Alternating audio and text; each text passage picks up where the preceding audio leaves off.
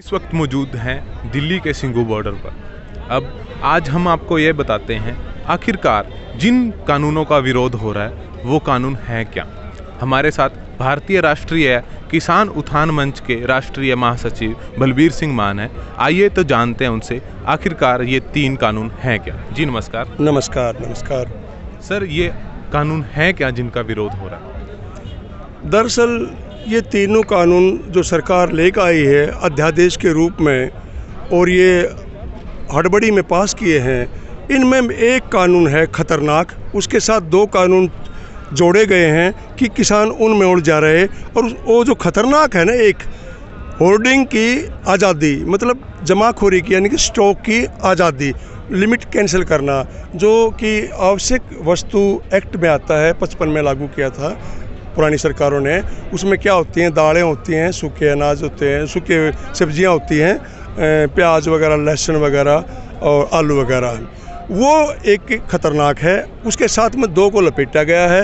एक कहा गया कि आप से बिचौलिए ख़त्म कर दिए हैं, यानी कि आड़ती, यानी किसान बहक जाए इसमें। दूसरा कहा कि कॉन्ट्रैक्ट फार्मिंग भी कर सकते हो आप, कोई बड़ी कंपनियां आएंगी और आपकी प्रोडक्ट को महंगे में खरीदेंगी।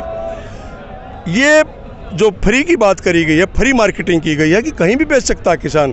सदियों से किसान फ्री मार्केट अडॉप्ट करता रहा है। मंडियां तो आई ही आज़ादी से 7-8 साल पहले हैं। उसके बाद भी किसान जब चाहे गांव में अपने खेत में बेच ले, अपने गांव वासियों को या व्यापारी को, या चाहे बाज़ार नज़दीक के किसी बाज़ार में ले जाकर बेच ले, या चाहे अपने रिश्तेदार के यहाँ ले चले, या अपनी सड़क पर रख के बेच ले, उस पर कभी कोई प्रतिबंध नहीं रहा है। ये बरगलाने वाली बात है कि ओपन कर दिया है। आप देखते होंगे संतरा दिल्ली, माता नागपुर से कोई रोक नहीं है। आप छत्तीसगढ़ में खेती करते हो, ला के बेच दो, दिल्ली में कोई रोक नहीं है। हरियाणा में गन्ना उगा रखा है, यूपी में बेच दो, यूपी वाले हरियाणा में गुड़ बेच दें, कोई रोक नहीं है। पंजाब वाले हरियाणा में लाकर धान बेच दें, हम पंजाब में जाकर बेचा हुआ है। जम्मू कश्मीर वाले हरियाणा में जाकर सेब बेच दें, शॉल बेच दें, बस ये कभी रोक नहीं रही है। शॉल भी फार्मिंग में इसलिए आता है कि भेड़ बकरियाँ किसानी पालते हैं। रही बात कॉन्ट्रैक्ट फार्मिंग की बात, कॉन्ट्रैक्ट फार्मिंग एक मतलब विदेशों में असफल हो चुकी है। बहुत उसमें शर्तें होती हैं, हमारे को फला सीजन में इतनी चीज़ इस साइज़ में, इस इल्ड के साथ, यानी कि उसको बोलते हैं रिकवरी के साथ। वैसे मान लो तिलहन में इतना तेल चाहिए, दलहन में साइज इतना चाहिए, और गन्ने में इतनी रिकवरी चाहिए, यानी कि शक्कर और गुड़ पर क्विंटल इतना बनना चाहिए। ये फैल हो चुका है, वो चीज़ें पूरी कर नहीं पाता किसान। और जो हाँ हिंदुस्तान में लैंड होल्डिंग की बात है, 14 करोड़ फार्मर हैं, परिवार हैं। 8 करोड़ परिवारों के पास 1 हेक्टेयर के आसपास ज़मीन है कि 2.5 एकड़। वो कहाँ कॉन्ट्रैक्ट करता फिरेगा, वहाँ कंपनियों के पास कैसे घूमेगा? वो तो अपना यहाँ अपना 10-20 क्विंटल बेच लेता है, बाकी घर में कंज्यूम कर लेता है। और जहाँ तक कह रहे हैं कि किसानों के लिए भी है स्टॉक, किसान भी स्टॉक कर सकते हैं और महंगी बेच सकते हैं। किसान कभी भी 20-30-40 क्विंटल के लिए वेयर हाउस नहीं बनाएगा। किसानों को तो वैसे आज़ादी, अपने घर में रखता है अनाज, वो जब महंगा होता है थोड़ा बहुत बेच देता है, तो वेयर हाउसों में कहाँ जाएगा वो? हिंदुस्तान में इस समय करीब 18,000 वेयर हाउस बनकर तैयार हैं, और हर एक वेयर हाउस की जो कैपेसिटी है वो कई हज़ार मीट्रिक टन की है, क्योंकि उनकी नज़र है आगे गेहूँ आएगा। अब धान सस्ता पिट रहा है, सब्जियों का उन्होंने स्टॉक करना शुरू कर दिया है। किसानों को फ़ायदा होता तो इन 2-3 महीने में दिखता। एमएसपी पर ना बिकने में किसान बाहर बेचेगा, मंडी में एमएसपी तो हम खरीदेंगे। मंडी में एमएसपी पे कोई चीज़ नहीं बिक रही है, ना धान बिक रहा है, ना दालें बिक रही हैं, ना चना बिक रहा है, ना मक्का बिक रहा है। चना 4800 रुपये एमएसपी है, 4000 बिक रहा है। कपास का एमएसपी है 5825 रुपये, 4200 रुपये बिक रही है। ऐसे गेहूँ का एमएसपी है जो सबसे महत्वपूर्ण, जिसको गरीब किसान का सोना भी कहा जाता है, जिसे 24 आइटम बनते हैं, परोठे से लेकर रोटी, नान, ब्रेड, बिस्कुट, मटर, मट्ठी, पूरी, जलेबी सभी आटे से बनती हैं, यानी कि गेहूं से बनती हैं। वही 1600 रुपये में पिट रहा है, यानी कि एमएसपी से 400 रुपये कम। एमएसपी बढ़ाई थी सरकार ने 50 रुपये, और कम बिक रहा है सामान, यानी कि गेहूँ 400 रुपये। इससे बड़ा शोषण क्या हो सकता है? कोई तो किसान सामने आए जो कहे भाई मंडी में तो कम बिक रहा था, मैंने बाहर इतने में बेच दिया। एक भी किसान आप लोगों के सामने नहीं आया होगा, किसी ने सुना भी नहीं होगा कि बाहर महंगा बिक गया है। ये कह रहे हैं एमएसपी भी रहेंगी, मंडियाँ भी रहेंगी। मंडियाँ और एमएसपी दोनों रहेंगी तो फिर बाहर कौन जाएगा?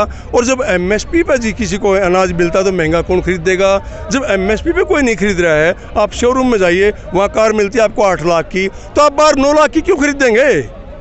आप वहीं से ना खरीद लेंगे 8 लाख की? उसमें कोई बिजनेस कर सकते हो, ट्रैवलिंग एजेंसी खोल सकते हो, कोई भी काम कर सकते हो। तो एमएसपी एक ढर्रा है, 1965 में शुरू हुआ था।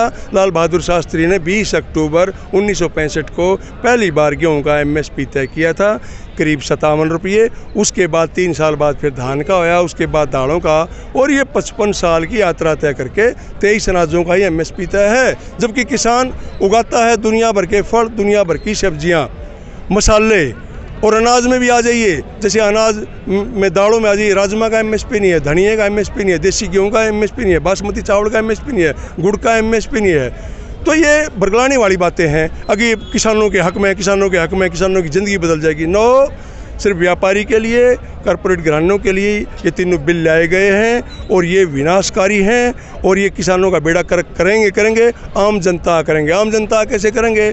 जब बाज़ार में अभाव होगा चीज़ का, तो स्टॉक में से लाकर व्यापारी बाज़ार में चीज़ों को उतारेंगे। जैसे अब आलू बिकता है कई बार 50, प्याज बिकता है, ये किसान का थोड़ा होता है, ये व्यापारी का होता है। अब 1 रुपये की आलू की खरीद थी, बेच रहे हैं 50, 2 की प्याज थी, बेच रहे हैं 100, दाल लेते हैं 40 रुपये, बेचते हैं 100 रुपये। पीछे अरहर की दाल 200 रुपये, यानी कि 20,000 रुपये क्विंटल तक बिकी है, जबकि उस टाइम एमएसपी था अरहर का 4,000 की चीज़ 20,000 में बेची गई, क्योंकि कुछ जगह पर स्टॉक ज़्यादा कर दिया गया था। उसके बाद में उस स्टॉक वालों पर छापे मारे गए, और उनकी जो जमाखोर चीज़ थे, वो कहते हैं जमाखोरी के खिलाफ लगे छापे मध्य प्रदेश और महाराष्ट्र में। फिर दाल एकदम से 8,000 रुपये आ गई थी 20,000 से। तो ये तीनों कानून विनाशकारी हैं। इसीलिए ये जनता, ये हमारे किसान भाई यहाँ पर 7 दिन से डेरा डाले हुए हैं और सारे बॉर्डरों पे हैं।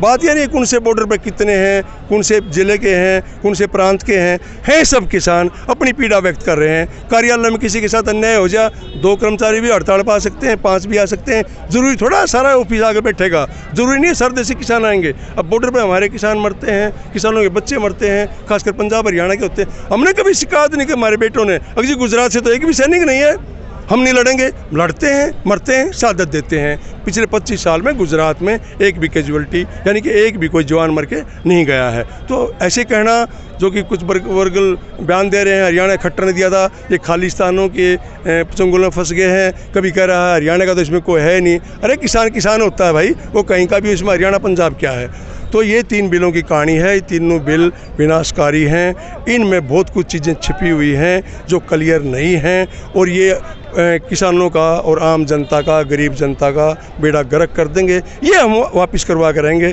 क्योंकि आप लोगों का, यानी कि मीडिया का सहयोग रहा, और जनता तो हम यहाँ बैठे हैं, किसान भाई तो भगवान ने चाहा तो हम इसमें सफल होंगे इन बिलों को वापस करवाने। स्वामीनाथन आयोग की रिपोर्ट है क्या?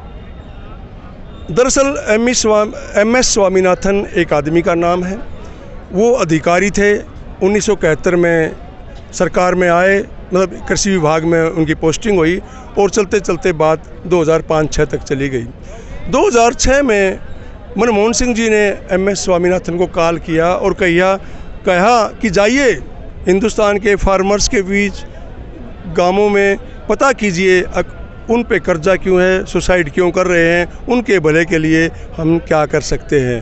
उन्होंने 15-16 पॉइंट सुझाए, जिनमें से बहुत से ऐसे पॉइंट थे जो ऑलरेडी लागू थे, जैसे शामला ज़मीन का बंटवारा, गांव में सामूहिक जागरूकता कैंप, या महिलाओं के केसीसी कार्ड बनने, या कोई आपदा आने पर, जैसे बाढ़ आ गई या ओले गिर गया, सूखा पड़ गया, तो जो लोन था उसकी रिकवरी में ढील देना, या 1-2% ब्याज कम करना। ये कोई खास बात नहीं थी। एक था महत्वपूर्ण, उन्होंने कहा था किसानों को उनकी लागत का 1.5 गुना दिया जाए। अब लागत कौन कैलकुलेट करेगा? फार्मर के पास कौन जाएगी? सरकार। फार्मर बताएगा जी मेरे 2 बेटे खेत में रुखाड़ी करते हैं, इतना मैंने ज़मीन मोल ले रखी है, सज्जे पर ले रखी है ठेके पे, इतना इसमें मैंने फर्टिलाइजर डाला, इतना इसमें सिंचाई जुताई में मेरा तेल जड़ा, इतना इसमें मैंने दूसरी दवाइयों के स्प्रे कराए, फिर मैंने कटाई दी, फिर मैंने इसकी गाही दी, फिर मैंने ऐसा ट्रांसपोर्ट, इतनी मेरे पर लागत आएगी। तो इसलिए मान लो 4,000 रुपये लागत आती है गेहूँ पे, तो 6,000 मिलना चाहिए। ये स्वामीनाथन का फंडा है, और इन्होंने कुछ लागू नहीं किया। देखिए, अब ये मैं एक बात थोड़ा इसके हटके कहता हूँ, हिंदुस्तान के तमाम पेट्रोल पंपों पे आपने 3 तरह के फ़ोटो पिछले 6 साल में देखे हैं, उस पर करीब 10,000 करोड़ रुपये खर्चा आया है।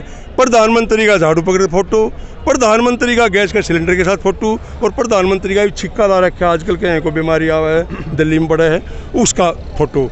लेकिन यहाँ पर करीब 3 लाख आदमी हैं, 7 किलोमीटर तक हैं, 11,000 ट्रैक्टर ट्रैली हैं, करीब 1,000 के करीब मेरे मीडिया के बच्चे हैं, एम्प्लॉई हैं। यहाँ कोई भी एम्बुलेंस, कोई शौचालय, कोई सफाई वाले नहीं हैं। तो वो दिखावा क्यों? पेट्रोल पंपों पर झाड़ुआ क्या काम, पेट्रोल पंपों पर सिलेंडर क्या काम, वैसे तो आग लग जाए वहाँ तो, और पेट्रोल पंपों पर छिक क्या काम। तो अपने प्रचार में एक आदमी देश का प्रधानमंत्री हज़ारों करोड़ रुपए उड़ा सकता है, और जहाँ देश का किसान अन्नदाता जीटी रोड पर 7 दिन से पड़ा है, यहाँ कोई कानूनी सहायता नहीं, बिजली यहाँ नहीं, शौचालय यहाँ नहीं, सफाई वाले यहाँ नहीं, डॉक्टरों की टीम यहाँ नहीं, गैस के सिलेंडर यहाँ नहीं। इससे ज़्यादा दुर्भाग्यपूर्ण क्या हो सकता है? किसानों को दरअसल मूर्ख समझा जा रहा है, इसीलिए इनको इग्नोर किया जा रहा है। सर, सरकार कहती है कि जो ये कानून है, कृषि कानून है, ये बड़े किसानों के लिए लाभदायक है, उस पर आपका क्या है? हाँ, ये भी सुनने में आता है। हमने ये प्रोग्रेसिव फार्मर्स के लिए निकाला है। जो प्रोग्रेसिव फार्मर्स हैं, बड़े किसान हैं, वो मुनाफा कमा सकते हैं। आप किसी बड़े फार्मर से, बड़े किसान से पूछिए, या किसी बड़े किसान ने आकर मीडिया के सामने या प्रिंट मीडिया में बयान दिया हो इससे फ़ायदा है। यहाँ से ठीक 40 किलोमीटर पीछे समालका शहर है, वहाँ पर एक चुलकाना गांव है। वहाँ पर ब्रह्म प्रकाश मान नाम के एक शख्स हैं, हमारे दिल्ली के जानकार भी हैं। वो खेड़ा कलां से बिलोंग करते हैं। करीब 7-8 हज़ार क्विंटल अनाज पैदा करते हैं। वो 3-4 दिन से यहाँ खूब राहत सामग्री भेज रहे हैं। कल उनका रात को फ़ोन आया था कि मैं 20-30 शौचालय भेजना चाहता हूँ, टॉयलेट बना करके। तो वो खुद इसके हक़ में है। हाँ यार, ये कैंसिल होने चाहिए। मैं और भी कई किसानों से, जो लंबा हो जाएगा, बात करता रहता हूँ, तुम्हारे हक़ में है। उन्होंने कहा नहीं भाई, क्या हक़ में है? मंडी में जाते हैं, अनाज घेर देते हैं, MSP पे सामान बेच नहीं रहा, स्टोर हम कर नहीं सकते क्योंकि हम मोटी फसल उगाते हैं, धान और गेहूँ। तो किसी भी बड़े किसान हो या छोटा किसान हो, दुकानदार हो, मजदूर हो, या कोई गरीब रेडी वाला हो, खोमचे वाला हो, ये किसी के भी हक़ में नहीं है। होना तो ये चाहिए, किसान जो कह रहे हैं उनकी बात सुनी जाए, उस हिसाब से कीमतें तय की जाएँ, उस हिसाब से कानून बने। ये अपनी तरफ से क्या, अगर हमारी ज़बरदस्ती हाँ भरवा रहे हैं, अगर ऐसा होता तो जिन लोगों के हक़ में है वो लोग नहीं आते मार्केट में, मतलब बाज़ार में, सड़कों पर। अगर नहीं यार हमारे हक़ में है, अब हमारा नुकसान क्यों कर रहे हो, आप यहाँ प्रदर्शन क्यों कर रहे हो, हमारे को नुकसान होगा, तुम तो गद्दार हो, जैसे कि BJP सरकार कहती है, तुम तो देशद्रोही हो। ऐसा कोई भी किसान सड़क पर या मैदान में या खुले में या मीडिया में अभी तक आया नहीं है जिसने ये कहा हो कि तीनों बिल, तीनों कानून किसानों के हक़ में है, या ये कहा हो इस सरकार ने किसानों के लिए कुछ भी किया है। कोरोना हो रही है पूरे देश में। 7 महीने से मैं बता दूं, सब आदमियों का बीमा है, चाहे सफाई कर्मचारी हैं, चाहे कर्मचारी अधिकारी हैं सरकार के, चाहे डॉक्टर हैं, चाहे आप जैसे भाई हैं जो मीडिया वाले हैं, जो धरातल की चीज़ें ऑब्जर्व करके मीडिया को दिखाते हैं, दूसरे लोगों को दिखाते हैं अपने टीवी माध्यम से या अखबारों के माध्यम से। सबका बीमा है, एक किसान का बीमा नहीं है। क्यों भाई? किसान रोज़ाना हर मंडी में, करीब 6,000 मंडियाँ देश में, सब्जी लेकर आता है। सुबह 200-300 किसान होते हैं, लोग उस सब्जी को खाते हैं। किसान के लिए कोई बीमा नहीं है, 100 रुपये बीमा नहीं है। मतलब किसान जाए पहाड़ में, किसान के लिए बीमा नहीं है, किसान के लिए राहत नहीं है, किसान के लिए कोई रेस्ट हाउस नहीं है, किसान के लिए कोई बोलने का सेंस, किसान साहब या किसान जी वाली कोई ऐसी लाइन नहीं बना रखी है। जैसे हम चमार को चमार नहीं कह सकते, SC एक्ट लग जाएगा, चूड़े को चूड़ा नहीं कह सकते, दलित साहब कहेंगे एक्ट लग जाएगा। तो किसान को कोई बोल रहा है अरे मोलड़ की जाडो हो या किसान कहाँ घूम रहे हो, ऐसा एक्ट भी बनना चाहिए कि किसान साहब कहें या आदरणीय किसान जी कहें। तो ये भी हमारी मांग है, और बाकी देखते हैं क्या होता है। हम यहाँ बहुत परेशान हैं, दुखी भी हैं, और उम्मीद करते हैं कि अच्छा ही होगा अगर हमारी एकता बनी रही और मीडिया वाले भाई हमारी चीज़ों को, हमारी बातों को, हमारी पीड़ा को लोगों तक पहुँचाते रहे। तो मीडिया का भी हम हार्दिक अभिनंदन करते हैं, स्वागत करते हैं। वो ही एक माध्यम है जो यहाँ की बात वहाँ पहुँचा रहे हैं, वहाँ की यहाँ, वैसे तो हमें क्या पता लगता। तो मैं यही कहूँगा कि ये तीनों कानून वापिस हों और सरकार किसानों के भले के लिए और कोई बेहतर स्कीम लेकर आए ताकि इनकी आय बढ़े। और आय का ही रोड़ा है, जब तक आय नहीं बढ़ेगी किसान का हाल नहीं बढ़ेगा, और किसान की हालत बेहतर नहीं होगी तो देश की हालत बेहतर नहीं होगी। जब तक किसान खुशहाल नहीं होगा देश खुशहाल हो नहीं सकता। आखिर मैं कहूँगा, जो उगाता है सबके लिए पकवान, वो किसान आखिर क्यों है कर्जवान। ये सोचने का मुद्दा है, ये सोचने का विषय है। इसी शब्दों के साथ मैं अपनी बात ख़त्म करता हूँ। ये थे हमारे साथ बलबीर सिंह मान, जिन्होंने बताया कि आखिरकार ये 3 कानून हैं क्या। सिंघू बॉर्डर से भूपेंद्र कंबोज की रिपोर्ट। देखते रहिए बदलता हरियाणा।